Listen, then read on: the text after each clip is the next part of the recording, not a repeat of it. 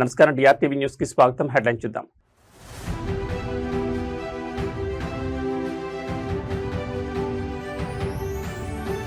AP రవాణా రంగంలో విప్లవాత్మక నిర్ణయం. టూరిస్ట్ బస్సుల త్రైమాసిక పన్ను భారీగా తగ్గింపు.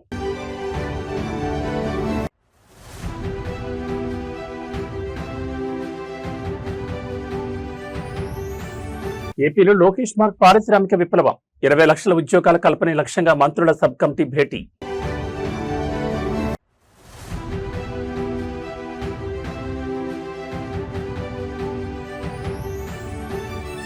రాయదుర్గం ల్యాండ్ వార్ లో తగ్గిన ఎస్బీఐ. సీఎం రేవంత్ రెడ్డి వ్యూహంతో ముగింపు దశకు భూ వివాదం.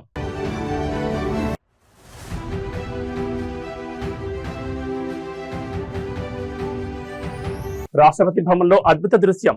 Nagaland unsung hero Sangyusang S పొంగేనర్కు పద్మశ్రీ. ఇక డీటెయిల్స్ చూస్తే రాష్ట్రంలో ప్రైవేట్ రవాణా రంగాన్ని బలోపేతం చేయడంతో పాటు పర్యాటకాన్ని పరుగులు పెట్టించడమే ధ్యేయంగా కూటమి ప్రభుత్వం ఒక అత్యంత కీలక నిర్ణయం తీసుకుంది. అఖిల భారత పర్యాటక పర్మిట్ కలిగిన టూరిస్ట్ బస్సులపై విధించే త్రైమాసిక పన్నును రికార్డు స్థాయిలో తగ్గిస్తూ రవాణా శాఖ కీలక నిర్ణయం ప్రకటించింది. రవాణా శాఖ మంత్రి రాంప్రసాద్ రెడ్డి ప్రత్యేక చొరవతో ప్రతి సీటుపై వసూలు చేసే పన్నును ఏకంగా 1500 రూపాయల మేర తగ్గించారు. ప్రభుత్వ తాజా నిర్ణయంతో ప్రైవేట్ ట్రావెల్స్ ఆపరేటర్లకు ఏ రకమైన ప్రయోజనం చేకూరబోతోంది? ఆంధ్రప్రదేశ్ లో గతంలో టూరిస్ట్ బస్సులపై ఉన్న భారీ ట్యాక్సుల కారణంగా ప్రైవేట్ ట్రావెల్స్ ఆపరేటర్లు తీవ్ర నష్టాలు చవిచూశారు. దీనివల్ల చాలా మంది ఆపరేటర్లు ఏపీలో బస్సులు తిప్పుతున్నప్పటికీ పన్నులు తక్కువగా ఉండే అరుణాచల్ ప్రదేశ్, నాగాలాండ్ లేదా పొరుగు రాష్ట్రాల్లో తమ వాహనాలను రిజిస్ట్రేషన్ చేయించుకునేవారు. తద్వారా ఏపీ రవాణా శాఖకు రావాల్సిన 100 కోట్ల ఆదాయం ఇతర రాష్ట్రాల ఖజానాకు తరలిపోయేది. ఈ లూప్ హోల్ ను గమనించిన రవాణా శాఖ మంత్రి రాంప్రసాద్ రెడ్డి ముఖ్యమంత్రి చంద్రబాబు నాయుడు మరియు కేబినెట్ తో చర్చించి పన్నుల తగ్గింపునకు శ్రీకారం చుట్టారు. దీని ప్రకారం ఏఐటీపీ పర్మిట్ ఉన్న టూరిస్ట్ బస్సులకు ప్రతి సీటుపై గతంలో ఉన్న త్రైమాసిక పన్ను 4000ను ఇప్పుడు 2500 తగ్గించారు. ఈ నిర్ణయంతో పన్ను భారం భారీగా తగ్గడంతో ఇతర రాష్ట్రాల్లో రిజిస్ట్రేషన్ అయిన వందలాది బస్సులు తిరిగి ఆంధ్రప్రదేశ్కు వచ్చే అవకాశం ఏర్పడింది. రాష్ట్రంలో కొత్త రిజిస్ట్రేషన్ల సంఖ్య విపరీతంగా పెరగడం ద్వారా పన్ను రేటు తగ్గినా కూడా ఓవరాల్ గా రాష్ట్ర ఖజానాకు వచ్చే వార్షిక ఆదాయం భారీగా పెరుగుతుందని రవాణా శాఖ ఉన్నతాధికారులు అంచనా వేస్తున్నారు. పన్నులు పెంచి పారిపోయేలా చేయడం కాకుండా పన్నులు తగ్గించి వ్యాపారాలను ఆకర్షించడం ద్వారా ఆదాయాన్ని పెంచుకోవచ్చనే కూటమి ప్రభుత్వ ప్రాగ్మాటిక్ వ్యూహం రవాణా రంగంలో సత్ఫలితాలను ఇస్తుందని ఆశిస్తున్నారు.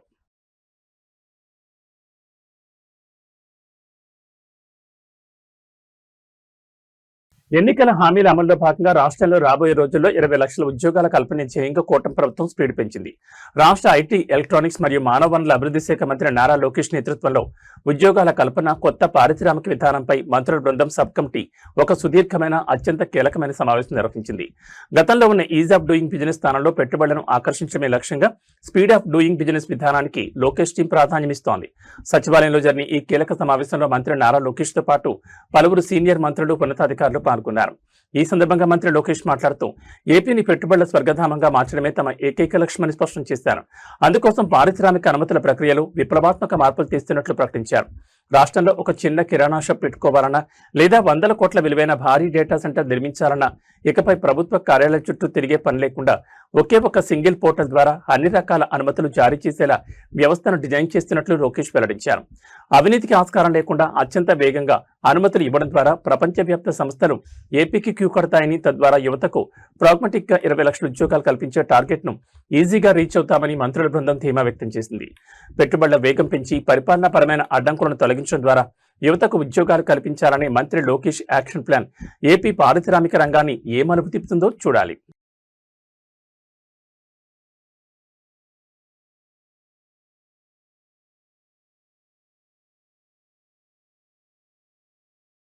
దేశంలోనే అత్యంత ఖరీదైన ఐటీ కారిడార్ రాయదుర్గం భూముల విషయంలో రాష్ట్ర ప్రభుత్వానికి దేశీయ బ్యాంకింగ్ దిగ్గజం స్టేట్ బ్యాంక్ ఆఫ్ ఇండియాకు మధ్య నడుస్తున్న సుదీర్ఘ ల్యాండ్ వార్ ఎట్టకేలకు ముగింపు దశకొచ్చింది. ముఖ్యమంత్రి రేవంత్ రెడ్డి పట్టుబట్టి వ్యూహాత్మకంగా వేసిన అడుగులతో కాంగ్రెస్ ప్రభుత్వం అనుకున్న పంతాన్ని నెగ్గించుకుంది. ప్రభుత్వ తీవ్ర ఒత్తిడి, హెచ్చరికల నేపథ్యంలో రాయదుర్గం భూములపై హైకోర్టులో ఉన్న వివాదాస్పద కేసును ఉపసంహరించుకోవడానికి ఎస్బీఐ యాజమాన్యం అంగీకరించింది. రాయదుర్గం పరిధిలోని 100 కోట్ల విలువైన ప్రభుత్వ భూమిపై హక్కుల కోసం ఎస్బీఐ న్యాయ పోరాటం దిగడంపై ముఖ్యమంత్రి రేవంత్ రెడ్డి మొదటి నుంచి తీవ్ర ఆగ్రహంతో ఉన్నారు. ప్రభుత్వంతో పెట్టుకుంటే ఊరుకునేది లేదనే రేంజ్ లో ఎస్బీఐలో ఉన్న ప్రభుత్వ విభాగాల వేల కోట్ల రూపాయల ఫిక్స్డ్ డిపాజిట్లను ప్రభుత్వ అకౌంట్లను తక్షణమే ఖాళీ చేస్తామంటూ ఆర్థిక శాఖ ద్వారా గట్టి హెచ్చరికలు పంపించారు. ప్రభుత్వ డిపాజిట్లు వేరే బ్యాంకులకు తరలిపోతే తమ బిజినెస్ కు భారీ నష్టం వాటిల్తుందని గ్రహించిన ఎస్బీఐ ఉన్నతాధికారులు ఎట్టకేలకు వెనక్కి తగ్గారు. ఈ వివాదాస్పద రాయదుర్గం కేసును హైకోర్టులో ఉపసంహరించుకునేందుకు అధికారికంగా సిద్ధమయ్యారు. దీనికి బదులుగా ఎస్బీఐ నష్టపోకుండా ఉండేందుకు హైదరాబాద్ పరిధిలోని మరో ప్రాంతంలో సమానమైన ప్రత్యామ్నాయ భూమిని కేటాయించేందుకు రేవంత్ సర్కార్ గ్రీన్ సిగ్నల్ ఇచ్చింది. ఈ రాజీ కుదరడంతో ఎస్బీఐలో ఉన్న ప్రభుత్వ ఫిక్స్డ్ డిపాజిట్లను మరియు అకౌంట్లను ఎలాంటి మార్పులు లేకుండా మునుపట్లాగే అదే బ్యాంకులో కొనసాగించాలని ప్రభుత్వం తన నిర్ణయాన్ని వెల్లడించింది. మొత్తానికి తనదైన శైలిలో అటు డిపాజిట్ల అస్త్రంతో బ్యాంకింగ్ దిగ్గజాన్ని లొంగదీసుకుని ఇటు రాయదుర్గం భూమిని కాపాడుకోవడంలో రేవంత్ రెడ్డి సక్సెస్ అయ్యారని బ్యూరోక్రాట్స్ విశ్లేషిస్తున్నారు.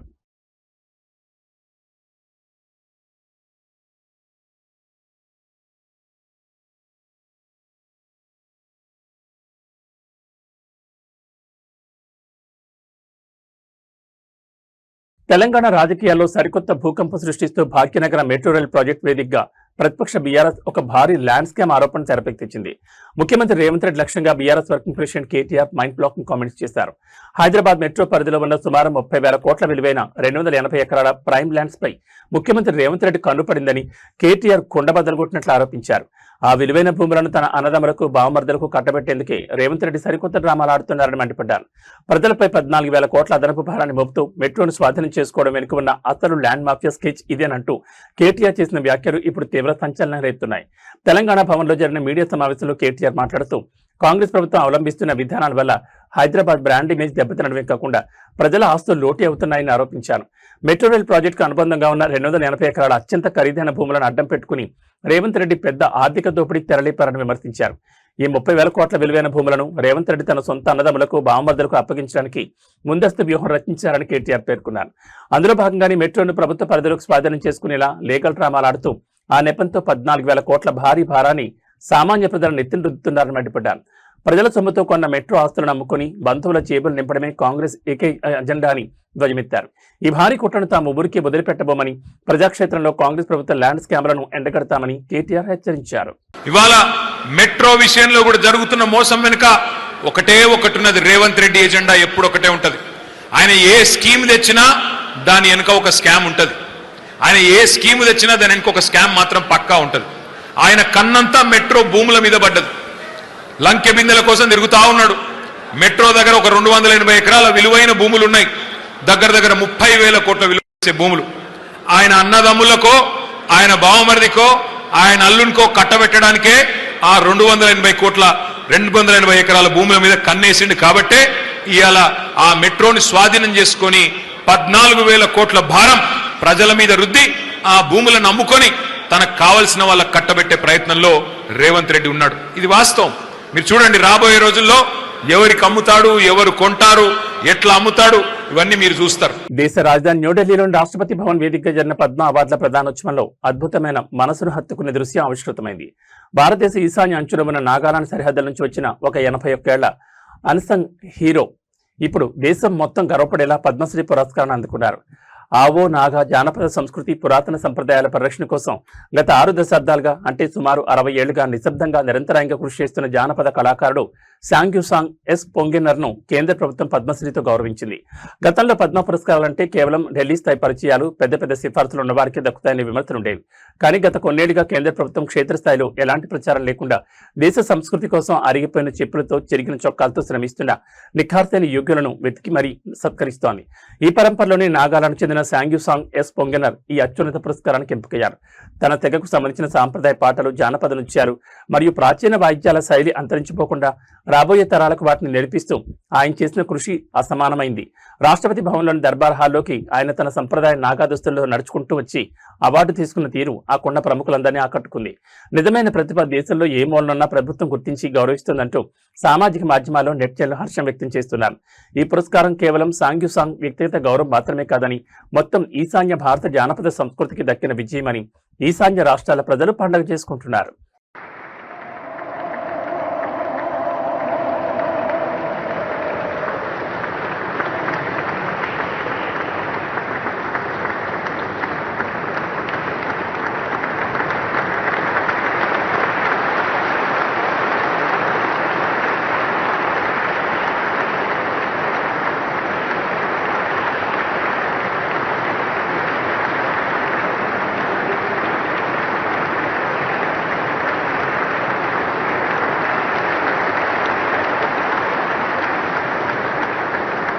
తిరుమల శ్రీవారిని దర్శించుకోవడానికి వచ్చే లక్షలాది మంది భక్తుల రక్షణే పరమావధిగా ఆంధ్రప్రదేశ్ అత్యంత ప్రతిష్టాత్మక కౌంటర్ టెర్రరిజం వింగ్ ఆక్టోపస్ దళం కొండపై ఒక భారీ వ్యూహాత్మక మాక్ డ్రిల్ నిర్వహించింది.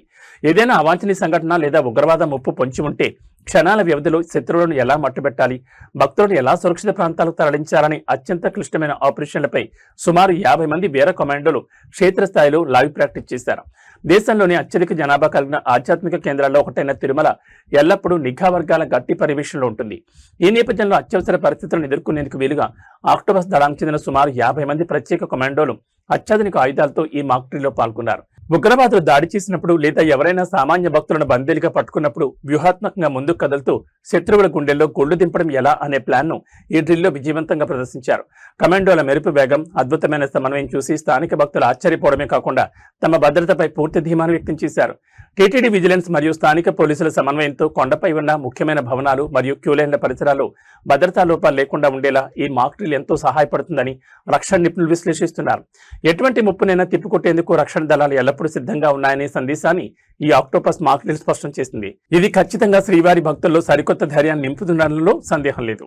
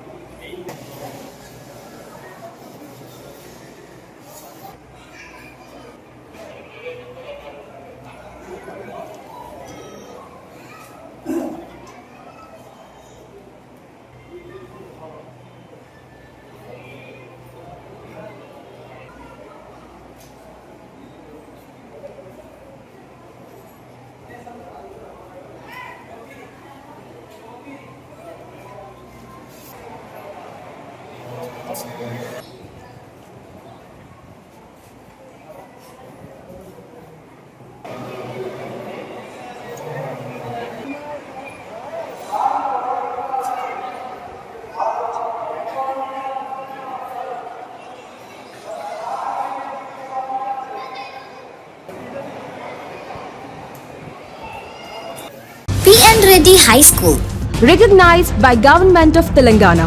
Narsapur Crossroads, District Medak. Classes from nursery to 10th class.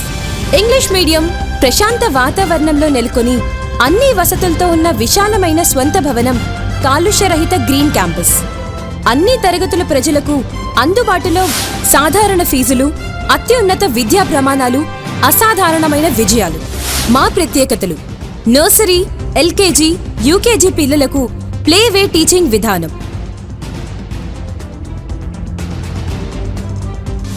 Round the clock CC camera monitoring, అనుభవం గడించిన ఉపాధ్యాయుల బృందం, కేరళ టీచర్లచే విద్యా బోధన, వసతులతో కూడినటువంటి విశాలమైన తరగతి గదులు, పరిమిత సంఖ్యలో విద్యార్థులు, ప్రతి విద్యార్థిపై ప్రత్యేక శ్రద్ధ చూపుతూ yoga, meditation, spoken English, interactive sessions నిర్వహించబడుతుంది. చదువుతో పాటు కంప్యూటర్ ల్యాబ్, డిజి ల్యాబ్ ద్వారా టాపిక్ పట్ల అవగాహన కలిగించుట, IIT ఫౌండేషన్ స్పెషల్ క్లాసెస్ నిర్వహించబడతాయి. ప్రతి ఏటా SSCలో 100% రిజల్ట్ సాధించి ప్రభంజనం సృష్టిస్తున్న విద్యా సంస్థ PN Reddy High School. Science lab, science fair, art fair నిర్వహించుట, సాంస్కృతిక కళలు, డాన్స్, డ్రామా, గేమ్స్ నిర్వహించుట మరియు సోషల్ యాక్టివిటీస్లో పార్టిసిపేట్ చేయించుట,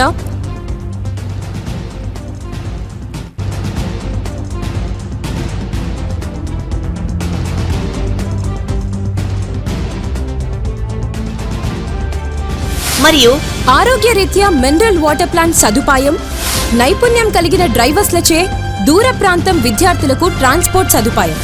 అన్ని వసతులు కలిగిన విద్యా సంస్థను దర్శిద్దాం. మన పిల్లల బంగారు భవిష్యత్తుకు చక్కటి పునాది వేద్దాం. అడ్మిషన్లు ప్రారంభమైనవి. ఇతర వివరాలకు సంప్రదించండి. ప్రిన్సిపల్ కుమారి వైష్ణవి రెడ్డి, కరెస్పాండెంట్ విద్యారత్న మరియు నంది అవార్డుల గ్రహీత శ్రీ పిఎన్ రెడ్డి గారు. Contact cell number 9849501388.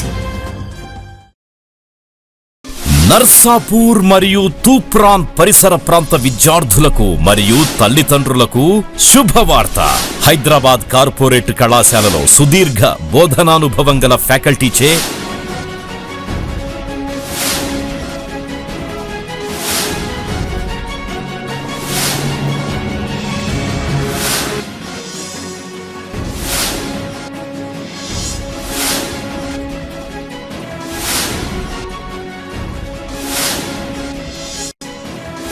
బోధనలు అందిస్తూ నూతన టెక్నాలజీతో డిజిటల్ టీచింగ్ ని ప్రవేశపెడుతూ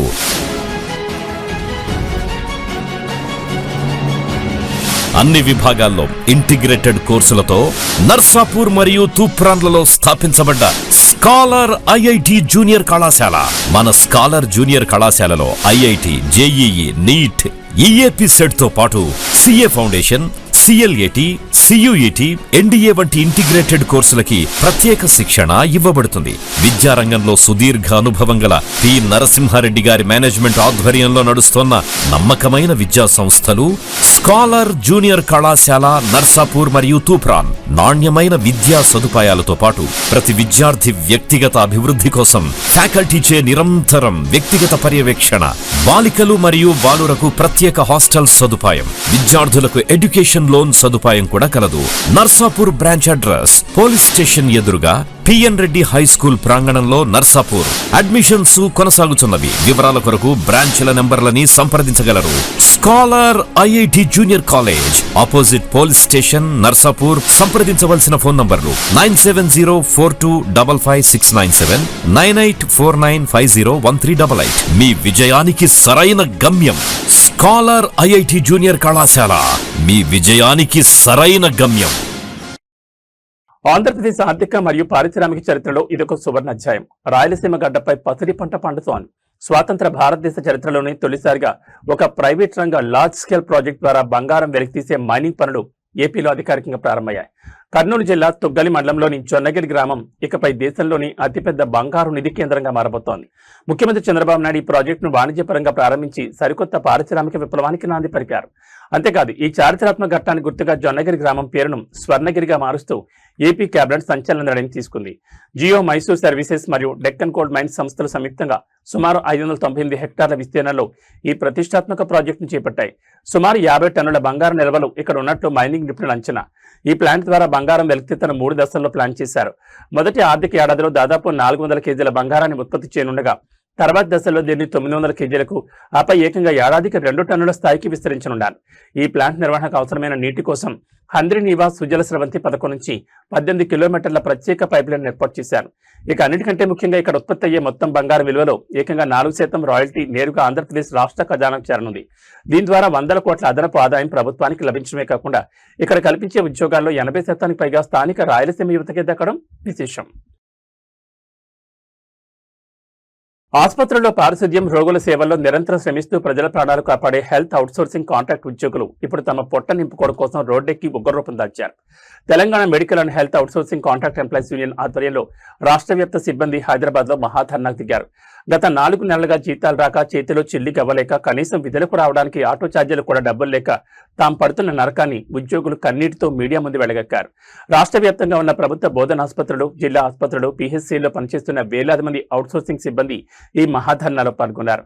ఉద్యోగులు ఆవేదన వ్యక్తం చేస్తూ తమకు రావాల్సిన అధికారిక జీతమే చాలా తక్కువని, ప్రభుత్వ రికార్డుల ప్రకారం 15,600 ఇవ్వాల్సి ఉండగా థర్డ్ పార్టీ ఏజెన్సీలు దారుణమైన కోతలు విధిస్తూ కేవలం 11,000 మాత్రమే అకౌంట్లో వేస్తున్నాయని మండిపడ్డారు. దీనిపై యాజమాన్యాలను ప్రశ్నిస్తే పిఎఫ్ కడుతున్నాం, ఈఎస్ఐ కడుతున్నామంటూ లేనిపోని సాకులు చెప్తూ తమ శ్రమను దోచుకుంటున్నారని కన్నీరు పెట్టారు. ప్రస్తుత ధరల కాలంలో 11,000తో కుటుంబాలు గడవడం లేదని, దానికి తోడు 4 నెలలుగా ₹1 కూడా జీతం విడుదల కాకపోవడంతో అప్పులు పుట్టక ఆకలితో అలమటిస్తున్నామని ఉద్యోగులు ఆక్రోశించారు. తమకు వెంటనే 4 నెలల బకాయిలు చెల్లించాలని, పెరిగిన జీవన ప్రమాణాలకు అనుగుణంగా అవుట్సోర్సింగ్ జీతాన్ని 26,000కు పెంచాలని, ఏజెన్సీల దోపిడీని అరికట్టాలని వారు ప్రభుత్వాన్ని డిమాండ్ చేస్తున్నారు. లేని పక్షంలో ఆసుపత్రుల సేవలను పూర్తి స్థాయిలో బంద్ చేస్తామని హెచ్చరించారు. చాలా ఇబ్బందులు ఉన్నాయి సార్. మాకు ఆటో ఛార్జీలు కూడా వెళ్తలేవు. నెల నెల జీతం రావాలని కోరుకుంటున్నాం. మాకు నెల నెల రావాలని మేము కోరుకుంటున్నాం. నెల నెల రావాలి మాకు. ఏదైనా మాకు పిఎఫ్ కట్టేది తెలుస్తలేదు, ఏది తెలుస్తలేదు. వేస్తా అని అంటారు కానీ మాకు ఏది కూడా క్లారిటీ ఇస్తలేదు.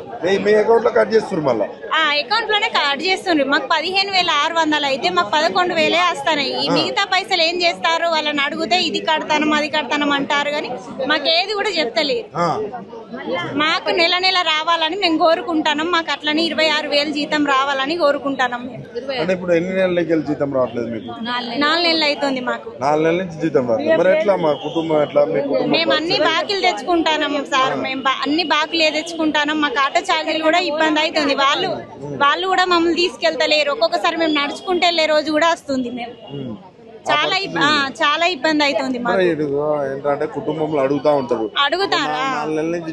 ఏమన్నా అంటే గవర్నమెంట్ లో చేస్తారని ఒక పేరే గానీ మాకైతే ఒక గుర్తింపు లేదు, ఏది లేదు. మాకు ఒక ఐడెంటిటీ కార్డు లేదు, ఏం లేదు. మేము బయటికి వెళ్తే ఎవరో కూడా మమ్మల్ని అంత గుర్తించారు. అంటే ఇప్పుడు మీ కుటుంబం వాళ్ళు కూడా అడుగుతారు కదా, 4 నెలల నుంచి పోతున్నావు హాస్పిటల్లో అడుగుతారు సార్. ఏం పైసలన్నీ ఏం చేస్తున్నారు? హాస్పిటల్ చాలా పెద్ద హాస్పిటల్.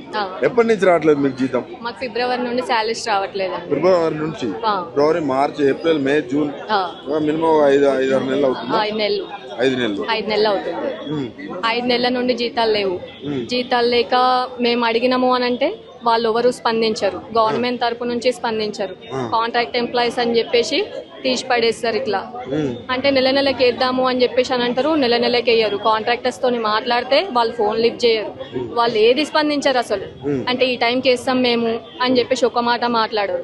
ఇట్లనే మేము ఇంట్లో ఇబ్బందులు పడుకుంటా ఫ్యామిలీస్ చూసుకోలేక అనేది అప్పులు చేసుకుంటే ఇట్లా బతకడమే అయిపోతుంటది అన్నట్టు. సిటీ అంటే కొంచెం ఖర్చులు ఎక్కువనే ఉంటాయి. ఇంకా సిటీ అన్నప్పుడు రెంట్లు, స్కూల్ ఫీజులు దాదాపు స్కూల్ ఫీజులు అంటే 1,00,000 దాడుతుంది.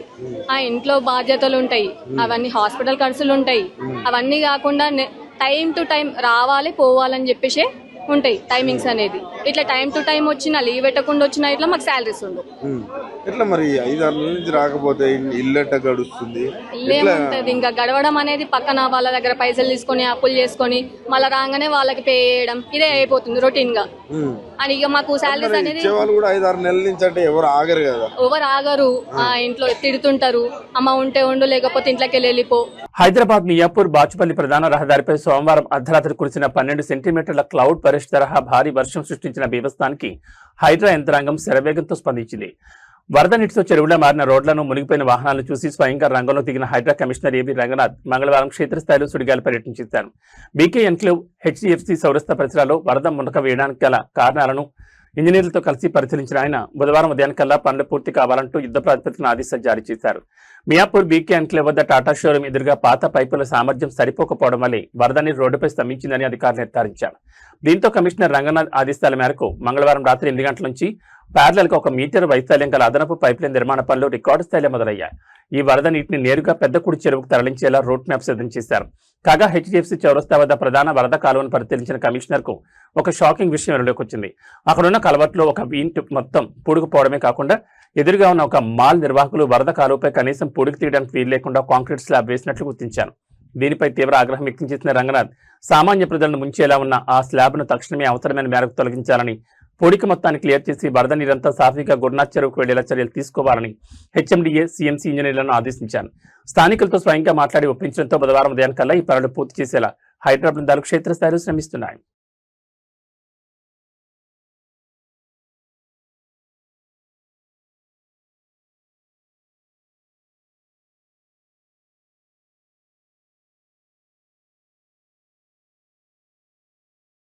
Mega power star Ram Charan నటన, ఆయన సాధిస్తున్న అంతర్జాతీయ ఖ్యాతిపై మెగాస్టార్ చిరంజీవి చేసిన వ్యాఖ్యలు ఇప్పుడు ఇండస్ట్రీ వర్గాల్లో మరియు సోషల్ మీడియాలో విపరీతంగా వైరల్ అవుతున్నాయి. చరణ్ చేసిన అద్భుతమైన పెర్ఫార్మెన్స్ కు ఖచ్చితంగా నేషనల్ అవార్డు వస్తుందని అందరూ అంటున్న తరుణంలో చిరంజీవి ఒక తండ్రిగా, ఒక దిగ్గజ నటుడిగా అత్యంత పరిణితితో కూడిన వ్యాఖ్యలు చేశారు. అవార్డు రాకపోయినా పర్లేదు, అవార్డు రావడానికి ఎన్నో దారులు ఉంటాయి, కానీ ప్రజలందరూ అది నేషనల్ అవార్డు విన్నింగ్ పెర్ఫార్మెన్స్ అంటుంటే చాలా ఆనందంగా అనిపించింది అంటూ చిరు ఎమోషనల్ అయ్యారు. రామ్ చరణ్ తన అద్భుతమైన నటనతో కేవలం తెలుగు సినిమా ప్రేక్షకులనే కాకుండా ప్రపంచ ప్రపంచవ్యాప్తంగా ఉన్న సినీ ప్రియులను సైతం మెప్పించారు. ఈ నేపథ్యంలో చరణ్ నటన గాను జాతీయ అవార్డు రావాలని కోట్లాది మంది అభిమానులు, సినిమా విశ్లేషకులు బలంగా ఆకాంక్షిస్తున్నారు. ఇదే అంశంపై చిరంజీవి స్పందిస్తూ ఒక నటుడిగా అధికారిక అవార్డుల కంటే ప్రజాకోర్టులో లభించే ప్రశంసలే అసలైన అవార్డులని స్పష్టం చేశారు. అవార్డులు అందుకోవడానికి లోకంలో రకరకాల సమీకరణాలు దారిలో ఉండొచ్చని, కానీ ఎలాంటి లాబింగ్ లేకుండా సామాన్య ప్రజల నోట ఇది జాతీయ అవార్డు స్థాయి నటన అనే మాట రావడం ఒక నటుడికి అత్యంత అరుదైన గౌరవమని చిరు పేర్కొన్నారు. జనం గుండెలో చరణ్ ఆ స్థానాన్ని సంపాదించుకోవడం చూస్తుంటే ఒక తండ్రిగా తనకు అంతకంటే పెద్ద సంతోషం మరొకటి లేదని మెగాస్టార్ ఆనందం వ్యక్తం చేశారు. ఈ వ్యాఖ్యలు విన్నాక అవార్డులతో సంబంధం లేకుండా చరణ్ సాధించిన లాయల్ ఆడియన్స్ క్రేజ్ ఎంత గొప్పదో అర్థమవుతోందని ఇండస్ట్రీ వర్గాలు అంటున్నాయి. ఒక లెజెండరీ యాక్టర్ తన కొడుకు నటన గురించి, ప్రేక్షకుల ప్రేమ గురించి ఇంత గొప్పగా చెప్పడం నిజంగా మెగా అభిమానులకు గూస్ బంప్స్ తెప్పించే విషయంగా కనిపిస్తోంది. అవార్డు విన్నింగ్ పెర్ఫార్మెన్స్ అని అంత బాగా చేశాడు మన చరణ్ అంటే అవార్డు రావాల్సిన అవసరం లేదు. అవార్డు రావడం ఎన్నో దారులు ఉంటాయి, రావచ్చు రాకపోవచ్చు. బట్ ప్రజల మనుషుల్లో ఎంత అత్యుత్తమ నటన ఇచ్చాడు అన్నారే, దాని మించిన అవార్డు ఇంకోటి ఉండదు అనేది నేను ప్రగాఢంగా నమ్మిన విషయం. కాబట్టి చరణ్ వాళ్ళందరూ ఒక way of expression, award winning performance అంటుంటే కనుక థ్యాంక్ యూ సో మచ్ అనుకోవాలి. కానీ గత కొన్ని రోజులుగా హెచ్చుతగులతో వినియోగదారులను ఊరిస్తున్న పత్రి ధరలు ఇవాళ కూడా స్వల్పంగా దిగివచ్చాయి. హైదరాబాద్ బులియన్ మార్కెట్లో ఇటు బంగారం, అటు వెండి ధరలో తాజాగా తగ్గుదల నమోదైంది. అంతర్జాతీయ మార్కెట్ ప్రభావంతో పాటు స్థానిక డిమాండ్లో మార్పుల వల్ల ఇవాళ 24 క్యారెట్ల స్వచ్ఛమైన బంగారం మరియు 22 క్యారెట్ల ఆభరణాల బంగారం ధరలు ఎంత మేర తగ్గాయి. మార్కెట్లో వెండి రేటు ఎలా కొనసాగుతుంది చూస్తే ఇప్పుడు హైదరాబాద్ బులియన్ మార్కెట్లో ఇవాళ కొనుగోలుదారులకు కాస్త బొరాట్ లభించింది. పెట్టుబడులకు అత్యంత అనుకూలమైన 24 క్యారెట్ల 10 గ్రాముల స్వచ్ఛమైన బంగారం ధరపై ₹270 తగ్గి ప్రస్తుతం 1,44,330 వద్ద ట్రేడ్ అవుతోంది. మరోవైపు సామాన్యులు ఎక్కువగా కొనుగోలు చేసే ఆభరణాల బంగారం 22 క్యారెట్ల 10 గ్రాముల పసిడి ధర ₹250 తగ్గి 1,32,300 పలుకుతోంది. ఇటు పసిడిదారులోని వెండి కూడా పయనిస్తోంది. మార్కెట్లో ప్రస్తుతం కేజీ సిల్వర్ రేటు 2,49,000గా స్థిరంగా కొనసాగుతోంది.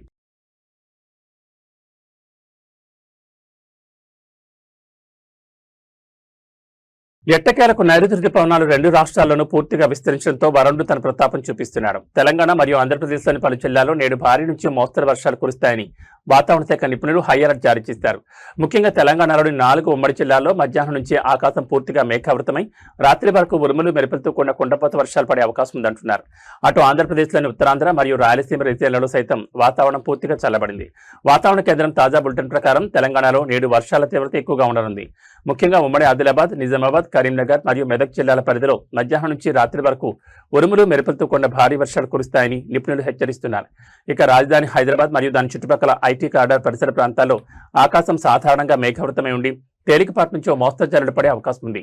మరోవైపు ఆంధ్రప్రదేశ్లో పల్నాడు, ప్రకాశం, నెల్లూరు, నంద్యాల, సత్యసాయి, కడప, అన్నమయ్య, చిత్తూరు మరియు తిరుపతి జిల్లాలతో పాటు ఉత్తరాంధ్రలోని విజయనగరం, మన్యం, అల్లూరి మరియు పోలవరం బెల్ట్ పరిధిలో మోస్తరు వర్షాలు కురిసే అవకాశం పుష్కలంగా ఉందంటున్నారు. రుతుపవనాల కదలికలు బలంగా ఉండడం వల్ల కొన్ని చోట్ల లోతట్టు ప్రాంతాలు జలమయమయ్యే ప్రమాదం ఉందని, రైతులు మరియు ప్రయాణికులు తగిన జాగ్రత్తలు తీసుకోవాలని విపత్తు నిర్వహణ శాఖ సూచించింది. రుతుపవనాలు పుంజుకోవడంతో ఎండల తీవ్రత తగ్గి వాతావరణం ఆహ్లాదకరంగా మారినప్పటికీ ప్రయాణాలు చేసేటప్పుడు ముఖ్యంగా రాత్రి వేళలో వాహనదారులు అప్రమత్తంగా ఉండడం మంచిదని చెప్తున్నారు.